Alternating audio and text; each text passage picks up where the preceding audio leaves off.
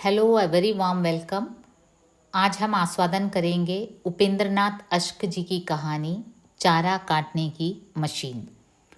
उपेंद्रनाथ अश्क पंजाब के थे, जलंधर के थे और उनकी कई रचनाओं में ये जो भारत पाकिस्तान विभाजन की जो ट्रेजेडी है उससे संबंधित कई रचनाएं उनकी प्रकाशित हो चुकी हैं।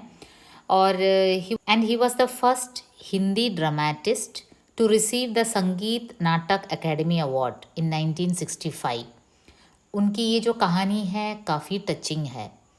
ये पार्टीशन से संबंधित एक दुख भरी कहानी है, एक ह्यूमन साइकोलॉजी से संबंधित कथा है, काफ़ी इंटरेस्टिंग है और उस समय की सच्चाई को उजागर करती है।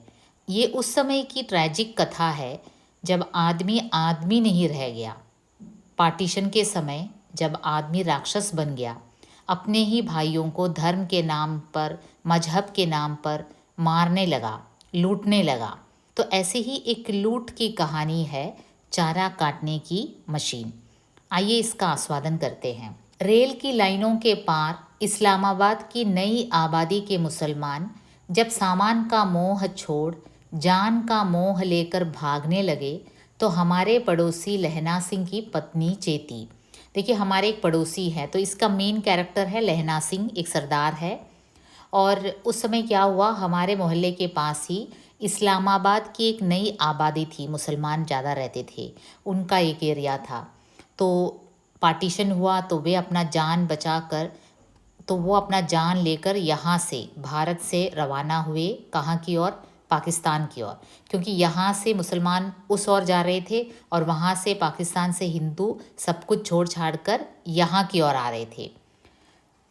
तो लहना सिंह की पत्नी बोली, तुम हाथ पर हाथ धरे नामर्दों की भांति बैठे रहोगे और लोग एक से एक बढ़िया घर पर कब्जा कर लेंगे। अब देखियो, लहना सिंह की पत्नी जो है, सरदार की पत्नी जो सरदारनी है, वो अपने पति को घुड़का कर कहती है कि तुम यहाँ हाथ पर हाथ धरे नामर्दों की तरह बैठे रहो और लोग जो मर्द हैं वो अवसर का फ़ायदा उठाकर बढ़िया बढ़िया घर कब्जे में कर रहे हैं। मतलब ये किसका घर है? जो मुसलमान यहाँ अपना सब कुछ छोड़कर अपनी जान लेकर पाकिस्तान की ओर जा रहे हैं, उस घर पर जो यहाँ बचे हुए जो हिंदू हैं वो कब्जा कर रहे हैं। सरदार लहना सिंह और चाहे जो सुन ले, परंतु औरत जात के मुंह से नामर्द सुनना उन्हें कभी गवारा ना था। सरदार को ये बिल्कुल पसंद नहीं था कि औरत उसे नामर्द कहे। ये किसी भी मर्द को पसंद नहीं है। इसलिए उन्होंने अपनी ढीली पगड़ी को उतार कर फिर से जूड़े पर लपेटा, धरती पर लटकती हुई तहमत का किनारा कमर में खोसा, कृपाण को म्यान से निकालकर उसकी धार का निरीक्षण करके उसे फिर म्यान में रखा और फिर इस्लामाबाद के किसी बढ़िया नए मकान पर अधिकार जमाने के विचार से चल पड़े। अब देखिए, लहना सिंह को जब पत्नी ने टोका कि तुम नामर्द हो, यहीं बैठे हो, दूसरे जो हैं वो अच्छे अच्छे मकानों पर कब्जा कर रहे हैं, तो लहना सिंह भी निकल पड़े। अपने कृपाण को ठीक किया। कृपाण जो छोटा छोटा सा छुरा होता है जो वो अपने साथ लेते हैं हमेशा, जो सरदार होते हैं। कहा जाता है उनके धर्म के अनुसार उन्हें 5 का पालन करना होता है। एक तो केश बढ़ाना होता है, एक कृपाण, फिर कढ़ा पहनना होता है हाथ में, फिर कच्चा कच्चा पहनना होता है और एक और है, मैं भूल गई, 5 कहा जाता है इनका। तो ये अपना कृपाण म्यान से निकाल कर, मतलब कि जो जो छुरा जिसमें रखते हैं म्यान, उसे निकाल कर उसकी धार का निरीक्षण वगैरह करके लहना सिंह भी निकल पड़ते हैं। किस लिए निकल पड़ते हैं? अच्छे मकानों पर कब्जा करने के लिए। वे अहाते ही में थे कि सरदारनी ने दौड़कर एक बड़ा सा ताला उनके हाथ में दे दिया। मकान मिल गया तो उस पर अपना कब्जा कैसे जमाओगे? देखो, सरदारनी काफ़ी कुशल थी। किसी मकान पर गए आपने उस पर कब्जा कर लिया, फिर आप ताला लगाकर नहीं आएंगे तो आपका कैसे हुआ? तो इसलिए उसने जाकर दौड़कर अपनी पत्नी को एक बड़ा सा ताला दिया।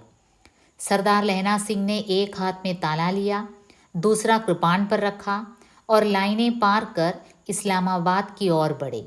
अब लहना सिंह भी काफ़ी आवेश से अपनी पत्नी के द्वारा टोके जाने पर कृपाण वगैरह लेकर निकल पड़े इस्लामाबाद की ओर। खालसा कॉलेज रोड अमृतसर पर पुतली घर के समीप ही हमारी कोठी थी। उसके बराबर एक खुला अहाता था। वहीं सरदार लहना सिंह चारा काटने की मशीनें बेचते थे। अहाते के कोने में 2-3 अंधेरी सीली कोठरियाँ थीं। अब देखिए, लहना सिंह हमारा पड़ोसी था और वहाँ एक खुला हुआ अहाता था और वहाँ सरदार लहना सिंह चारा काटने की मशीनें बेचता था। ये उसका पेशा था। चारा काटने की मशीन होती है ना, जो घास वगैरह काटते हैं, देखो ये ऐसा होता है। तो अहाते में कोने में 2-3 अंधेरी सीली कोठरियाँ भी थी, बहुत छोटे छोटे कमरे भी थे। वो वहीं अपनी पत्नी के साथ रहता था। मकान की किल्लत के कारण सरदार साहब वहीं रहते थे। यद्यपि काम उन्होंने 1,500-2 हज़ार रुपये से आरंभ किया था, पर लड़ाई के दिनों में किसानों के पास रुपये का बाहुल्य होने से उनका काम खूब चमका। अब देखिए, ये चारा काटने की मशीन किसके काम आता है? किसानों के काम आता है। किसान ही चारा काटता है और किसानों के पास उन दिनों रुपये ज़्यादा थे, क्योंकि युद्ध का एक वातावरण था। तो किसानों के जो खाद्य पदार्थ हैं उसके लिए डिमांड ज़्यादा था, उनके पास पैसा था और उनका काम खूब चमका। तो इस प्रकार लहना सिंह का जो पेशा है खूब चमक रहा था। वो चारा काटने की मशीन बेचता था और किसानों के पास उस समय काफ़ी पैसा था और इसलिए इसका बिजनेस भी अच्छा चल रहा था। रुपया आया तो सामान भी आया और सुख सुविधा की आकांक्षा भी जगी। अब इनके पास पैसा आने लगा तो सुख सुविधा भी बढ़ने लगी। यद्यपि प्रारंभ में उस अहाते और उन कोठरियों को पाकर पति पत्नी बड़े प्रसन्न हुए थे, परंतु अब उनकी पत्नी, जो सरदारनी कहलाने लगी थी, उन कोठरियों तथा उनकी सील और अंधेरे को अतीव उपेक्षा से देखने लगी थी। पहले क्या था, उनको जब रहने के लिए घर नहीं था तो यही अहाता मिल गया, उसमें छोटे छोटे कमरे थे, वो उनमें बहुत खुश थे। लेकिन अब क्या है, पैसा आने लगा तो सरदारनी के रंग ढंग बदलने लगे। उसे ये सब वो इन सब को उपेक्षा की दृष्टि से देखने लगी। ग्राहकों को मशीनों की फुर्ती दिखाने के लिए दिन भर उसमें चारा कटता रहता था। अहाते भर में मशीनों की कतारें लगी थी, जो भावना रहित हो अपने तीखे छुरों से चारे के पूले काटती रहती थी। तो उनका पूरा अहाते में चारे की मशीनें लगी रहती थी और जब भी कोई कस्टमर आता था, कोई ग्राहक आता था, तो उन्हें दिखाने के लिए कि ये मशीन कितना शार्प है, हमेशा ये जो चारा है काटा जाता था। तो उससे क्या होता था, हमेशा वहाँ गंदगी रहती थी। सरदारनी के कानों में उनकी कर्कश ध्वनि हथौड़ों की अनवरत चोटों सी लगती थी। अब पहले तो क्या था, ये उनका पेशा था, कुछ पैसा आमदनी की बात थी, तब ये काफ़ी खुश थे।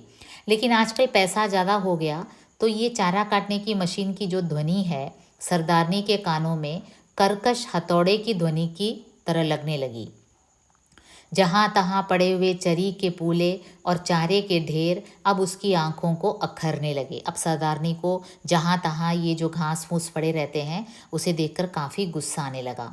सरदार लहना सिंह तो यद्यपि उनकी पगड़ी और तहमद रेशमी की हो गई थी, उनके गले में लकीरदार जबरून की कमीज़ का स्थान घुटनों तक लंबी बॉस्की की कमीज़ ने ले लिया था। वही पुराने लहना सिंह थे।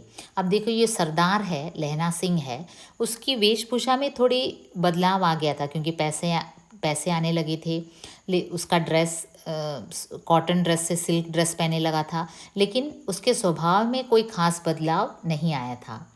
उन्हें न कोठरियों की तंगी अकरती थी, न तारीकी, न मशीनों की कर्कशता, न चारे के ढेरों की निरीहता, बल्कि वे तो इस सारे वातावरण में बड़े मस्त रहते थे।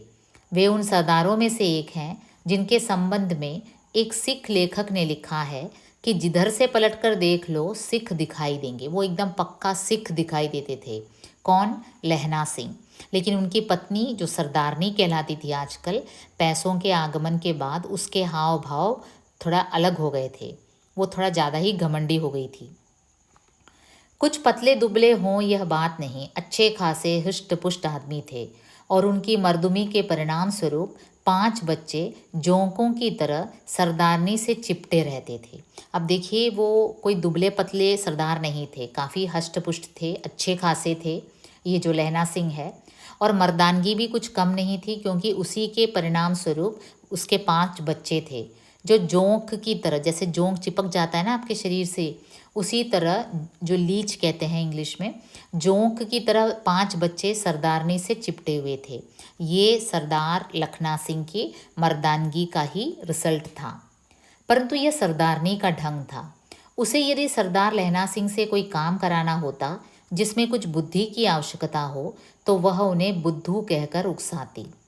और यदि ऐसा काम कराना होता जिसमें कुछ बहादुरी की ज़रूरत हो, तो उन्हें नामर्द का ताना देती।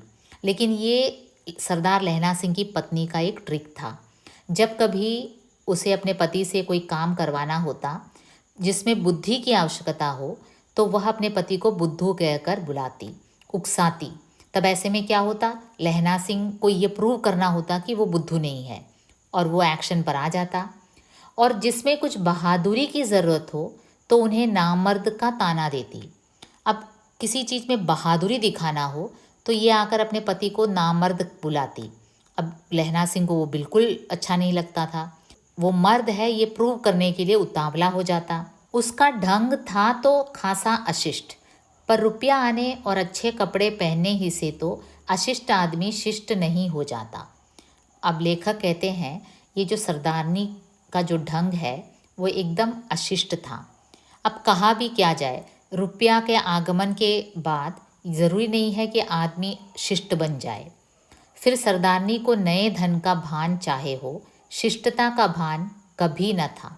अब देखिए, आप ही सोचिए, वहाँ उनके पड़ोसी जो मुसलमान हैं, जो इतने साल यहाँ रहे, भाई भाई के समान रहे, वो आज अपना सब कुछ छोड़कर यहाँ से जा रहे हैं। किसी को अपने घर छोड़कर जाने की, अपनी मिट्टी, अपनी मुल्क छोड़कर जाने की, जो विस्थापित होने की जो अवस्था होती है, रेफ्यूजी बनकर जा रहे हैं किसी और देश में, वहाँ उनका कुछ भी नहीं है, शुरुआत से शुरू करना है। अपना घर छोड़ना कितना मुश्किल होता है, ये वही जानता है जो अपना घर छोड़ चुका है। अपना छोटा सा ही घर हो, चाहे वो झोपड़ी हो, लेकिन जहाँ आप जिंदगी भर रहे, जिस मिट्टी में जन्मे, जहाँ पले, जहाँ बड़े हुए, उसे छोड़कर जाना कितना दुखदाई होता है। और यहाँ ये लखना सिंह की पत्नी सरदारनी है, जो इतनी निर्मम हृदय है कि वो क्या आइडिया देती है अपने पति को कि जो मुसलमान घर छोड़कर गए हैं उनके घर पर कब्जा कर लो। एक तरह का लूट है, बिल्कुल ह्यूमैनिटेरियन कोई कंसिडरेशन उसके मन में नहीं है, दुख तो तनिक भी नहीं है। वो कितनी चालाक है, थोड़े पैसे आ गए तो उसके रहन सहन बदल गए, वो बदलना चाहती है, वो घर बदलना चाहती है। और घर बदलने का तरीका देखो कैसे निकाला, जो यहाँ सब कुछ छोड़कर जा रहा है, दुखी होकर जा रहा है, कलेजा टूट कर जा रहा है, उसके घर को कब्जा कर लो, उनके परिश्रम के पसीने को अपना बना लो। अब सरदार लहना सिंह इस्लामाबाद पहुँचे। इस्लामाबाद हमने जैसे कहा वो एरिया है जहाँ मेजॉरिटी मुसलमान रहते थे, तो वहाँ मार धाड़ मची हुई थी। उनकी चारा काटने की मशीनें जिस प्रकार भावना रहित होकर चरी के निरीह पूले काटती थी, कुछ उसी प्रकार उन दिनों एक धर्म के अनुयायी दूसरे धर्म के अनुयायियों को काट रहे थे।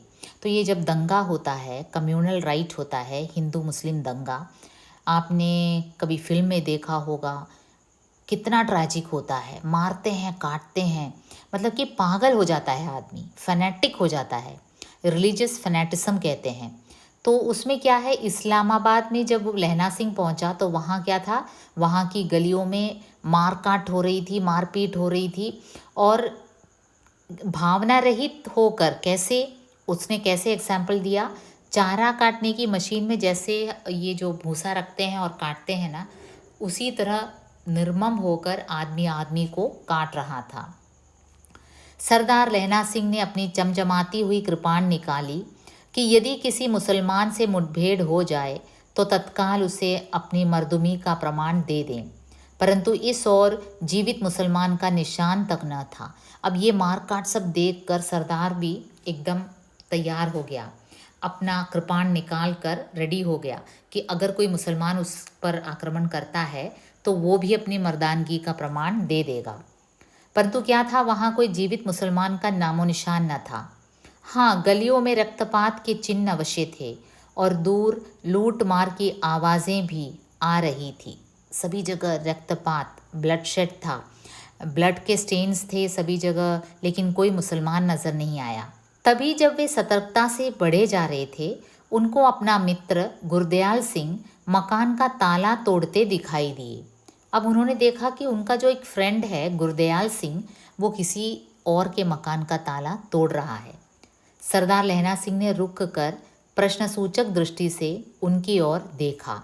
अब सरदार लहना सिंह वहाँ थोड़ा रुक गया, तनिक रुक गया, और उसने यूं प्रश्नसूचक दृष्टि से देखा कि ये आदमी भला क्या कर रहा है। मैं तो इस मकान पर कब्जा कर रहा हूँ। सरदार गुरदयाल सिंह ने एक उचटती हुई दृष्टि अपने मित्र पर डाली और निरंतर अपने काम में लगे रहे।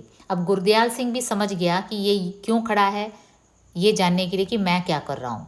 तो इसने भी सफाई दे दी, बिना पूछे ही इसने कह दिया, मैं तो इस मकान पर कब्जा कर रहा हूँ। देखिए, ये एक दूसरा आदमी गुरदयाल सिंह, जिसके मन में ह्यूमैनिटी तनिक भी नहीं है। किसी और के घर पर, किसी और के घर के ताले को तोड़कर वो उसे अपना बनाने की सोच रहा है।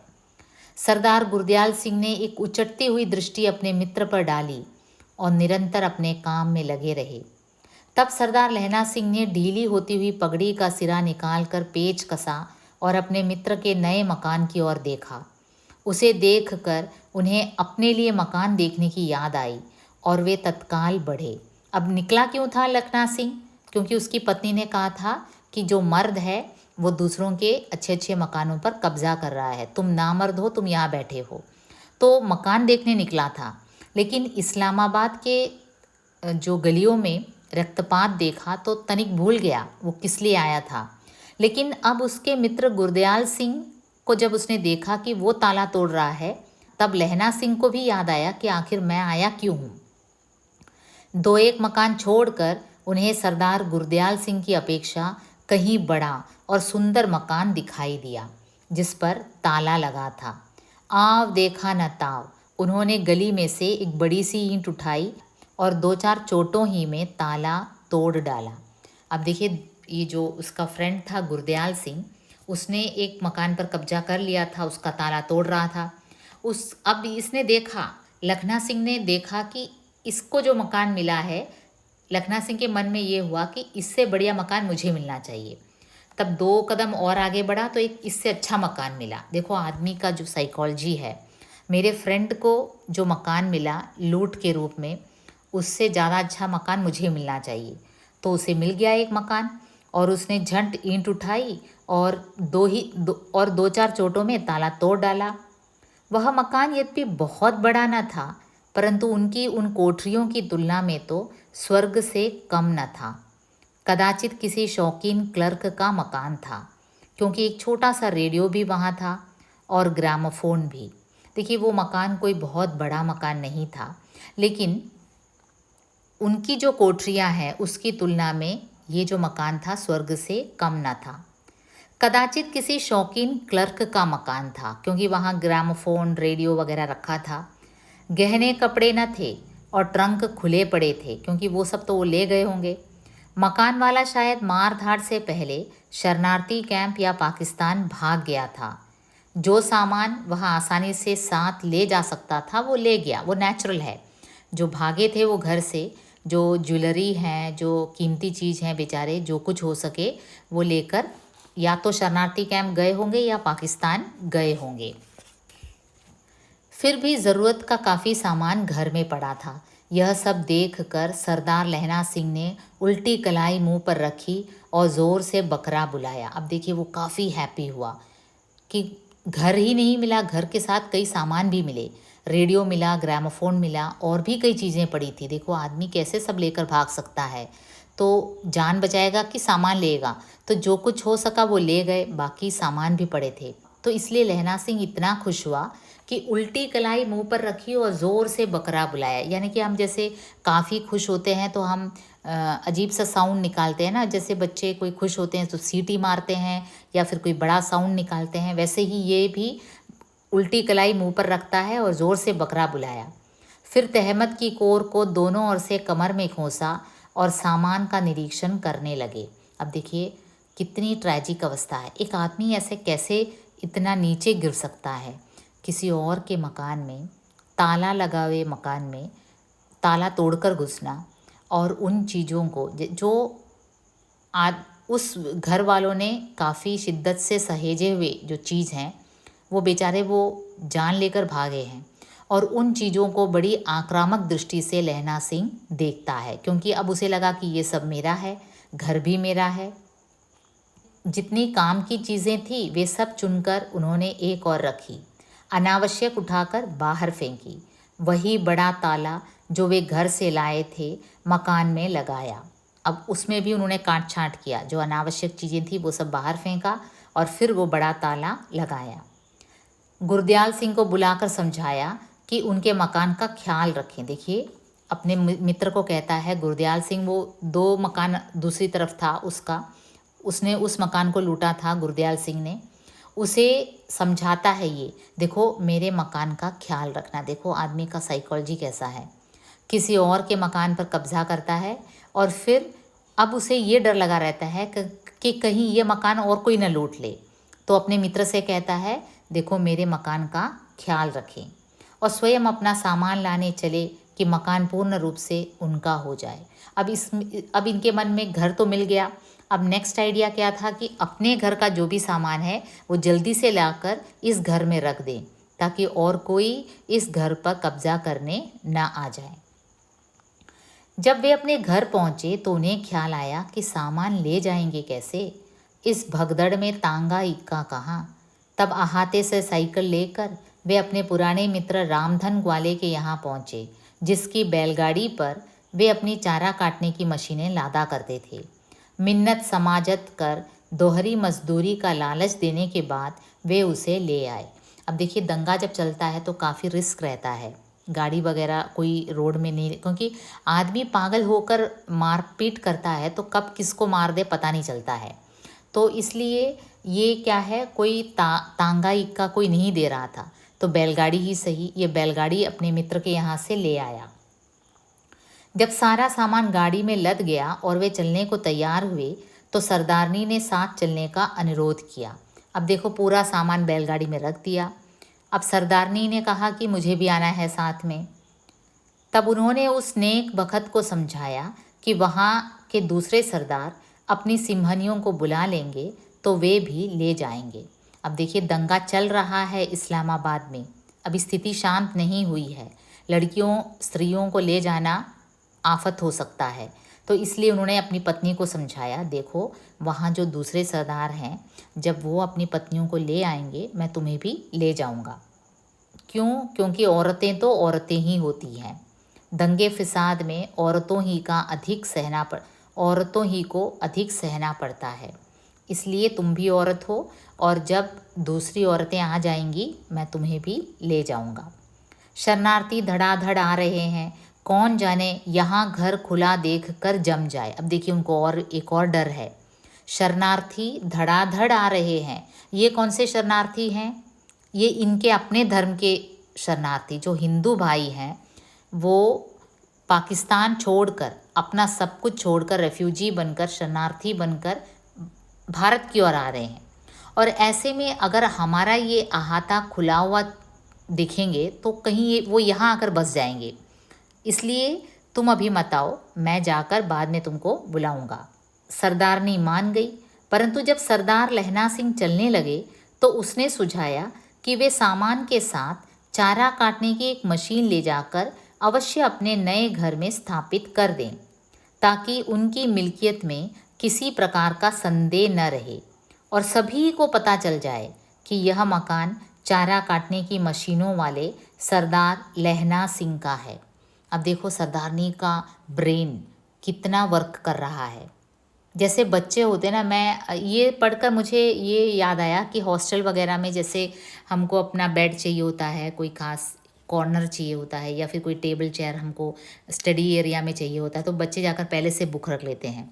कई तो क्या करते हैं कि रात में ही रख लेते हैं बुक कि ये मेरा जगह है, ये मेरा जगह है। वैसे ये सरदारनी क्या करती है, कहती है, अपने पति को एक आइडिया देती है। वहाँ बैलगाड़ी के ऊपर उनका पूरा सामान लद गया है, सरदार लखना सिंह जाने को है, अपने नए लूट में मिले घर में जाने के लिए तैयार है।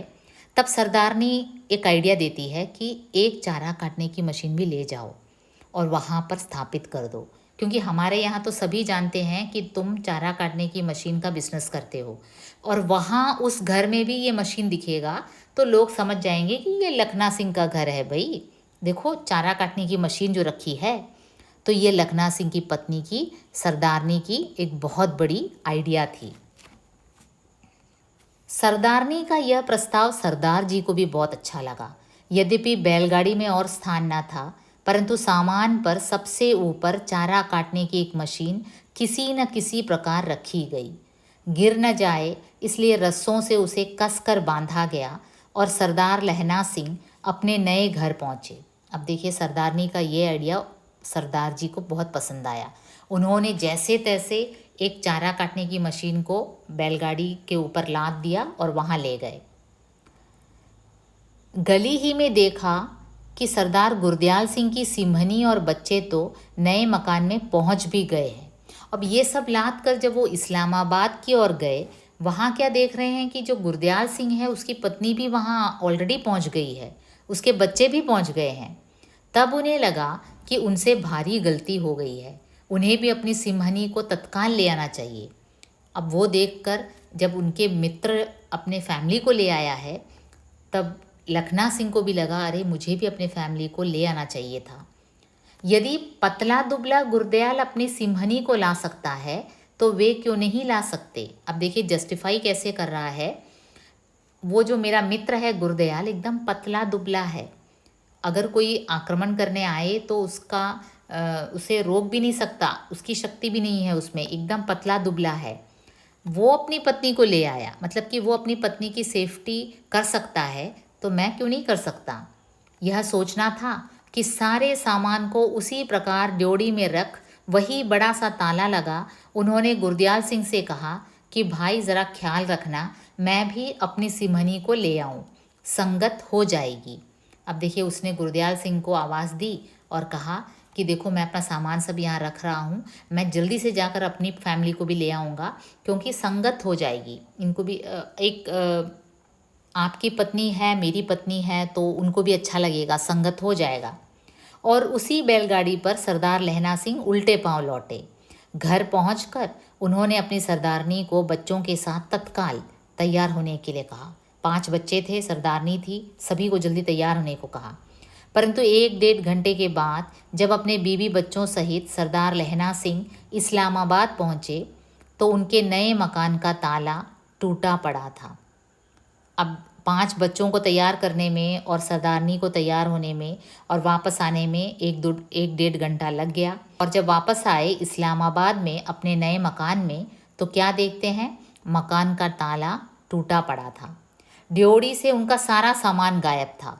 जो उन्होंने बालकनी में जो सारा सामान रखा था वो सब गायब था। केवल चारा काटने की मशीन अपने पहरे पर मुस्तैदी से जमी हुई थी। वहाँ क्या था, केवल वो चारा काटने की मशीन, वो किसी को नहीं चाहिए था, वो वहीं पड़ा था। देखो, ये टाइटल भी काफ़ी इंटरेस्टिंग है। कहानी का टाइटल है चारा काटने की मशीन।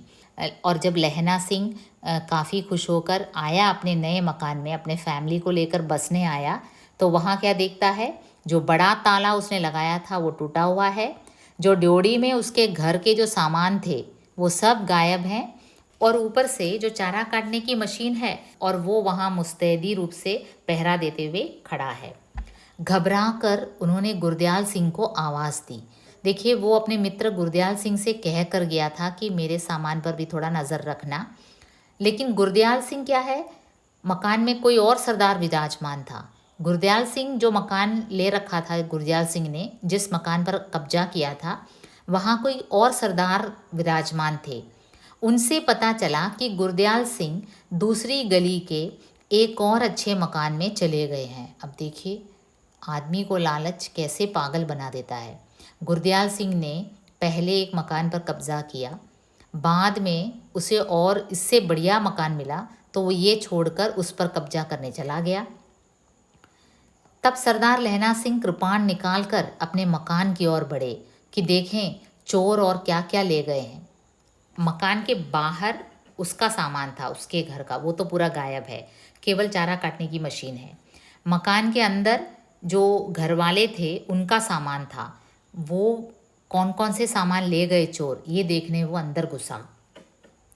ड्योढ़ी में उनके प्रवेश करते ही दो लंबे तगड़े सिखों ने उनका रास्ता रोक लिया। बैलगाड़ी पर सवार उनके बीवी बच्चों की ओर संकेत करते हुए उन्होंने कहा कि यह मकान शरणार्थियों के लिए नहीं। अब देखिए जैसे ही अंदर घुसा उस घर में दो लंबे तगड़े सिख खड़े थे, तो उन सिखों ने क्या देखा, एक बैलगाड़ी आ रही है और उसमें लहना सिंह की पत्नी और बच्चे बैठे हैं, सामान वगैरह कुछ नहीं है। तो उनको क्या गलतफहमी हुई कि ये कोई शरणार्थी है, शरण के लिए आए हैं। तो उन्होंने ठीक कह दिया कि यह मकान शरणार्थियों के लिए नहीं है। इसमें कौन है, इसमें थानेदार बलवंत सिंह रहते हैं। थानेदार का नाम सुनकर लहना सिंह की कृपाण म्यान में चली गई और पगड़ी कुछ और ढीली हो गई। अब थानेदार है मतलब पुलिस वाला है, तो उसमें दम ज़्यादा होगा क्योंकि लॉ उसके साथ है। पुलिस वाले आपको पता ही है, पुलिस वालों से मुठभेड़ करना या फिर दुश्मनी करना बहुत मुश्किल हो जाता है आम आदमी के लिए। अब ये जो घर है जिसे लहना सिंह ताला लगा कर गया था, वो किसने कब्जा कर लिया है, एक थानेदार ने कब्जा कर लिया है। हुजूर इस मकान पर तो मेरा ताला पड़ा था, मेरा सारा सामान। अब वो काफ़ी डरते हुए पूछता है लहना सिंह, हुजूर इस मकान पर तो मेरा ताला पड़ा था, मेरा सारा सामान कहाँ गया? चलो चलो बाहर निकलो, अदालत में जाकर दावा करो, दूसरे के सामान को अपना बताते हो। अब देखो ये दोनों सिख कहते हैं जा जा, दूसरों के सामान को अपना बताता है, अगर तुझे कुछ कहना है तो कोर्ट में जा। क्योंकि उनको पता है कोर्ट में जाने से भी थानेदार के खिलाफ कुछ होने वाला नहीं, ज़्यादा पावरफुल है थानेदार। और उन्होंने सरदार लहना सिंह को ड्योढ़ी से ढकेल दिया। तभी लहना सिंह की दृष्टि चारा काटने की मशीन पर गई और उन्होंने कहा, देखिए यह मेरी चारा काटने की मशीन है, किसी से पूछ लीजिए, मुझे यहाँ सभी जानते हैं। अब देखिए अचानक लहना सिंह के पास एक प्रूफ मिल गया। वो कहने लगा, देखो ये चारा काटने की मशीन, यहाँ आप किसी से भी पूछ लीजिए, सच्ची में पूछ लीजिए, कोई बच्चा कह देगा कि ये चारा काटने की मशीन मेरी है, मतलब कि ये घर मेरा है, प्रूफ है मेरे पास, आप बुला लीजिए, किसी को भी बुला लीजिए। परंतु शोर सुनकर अपने नए मकानों से जो सरदार या लाला बाहर निकले, उनमें एक भी परिचित आकृति लहना सिंह को न दिखाई दी। लेकिन जब ये शोर सुनकर आसपास के घरों से नए मकान मालिक निकले, मतलब कि ये सभी जो थे मुसलमानों के घर पर कब्जा करके नए नए लोग आए हुए थे, और लहना सिंह ने देखा कि सभी अपरिचित थे, कोई उसका परिचय वाला नहीं था। यों क्यों नहीं कहते कि चारा काटने की मशीन चाहिए। अब जो सिख वहाँ ऑलरेडी थे कब्जा करके, दो जो सिख थे, वो कहते हैं, अबे तुझे चारा काटने की मशीन चाहिए थी तो ये ठीक उन्हें धकेलने वाले एक सिख ने कहा, और वह अपने साथी से बोला, सुठो करतार सिंहा, मशीन नु बाहर, गरीब शरणार्थी हैं। देखो करतार सिंहा, ये मशीन को बाहर कर दे, ये गरीब शरणार्थी है। वैसे भी असा ही मशीन साली की करनी है, आखिर हमको ये मशीन से क्या करना है, हम थोड़े ही चारा काटने जा रहे हैं, तो ये शरणार्थी है भाई, इसे दे दो ये मशीन, ये चाहता है। और दोनों ने मशीन बाहर फेंक दी। 2-2.5 घंटे के असफल बावले के बाद जब सरदार लहना सिंह रात आ गई जानकर वापस अपने अहाते को चले, तो उनके बीवी बच्चे पैदल जा रहे थे और बैलगाड़ी पर केवल चारा काटने की मशीन लदी हुई थी। अब देखिए जब ये वापस जा रहा था लहना सिंह, उसका सारा सामान चला गया, जो उसके सामान थे वो भी लूट लिया गया, नया मकान भी नहीं मिला, बैलगाड़ी में केवल क्या था, चारा काटने की मशीन। तो इसका आखिर कहानी का मैसेज क्या हुआ, एक तो आदमी इंसानियत खो जाता है, और दूसरा वो दूसरे किसी को चीट करता है तो उसको भी भगवान ठीक उसी तरह देता है। ओके, तो काफ़ी इंटरेस्टिंग स्टोरी थी। So until we meet next time, it's bye from here.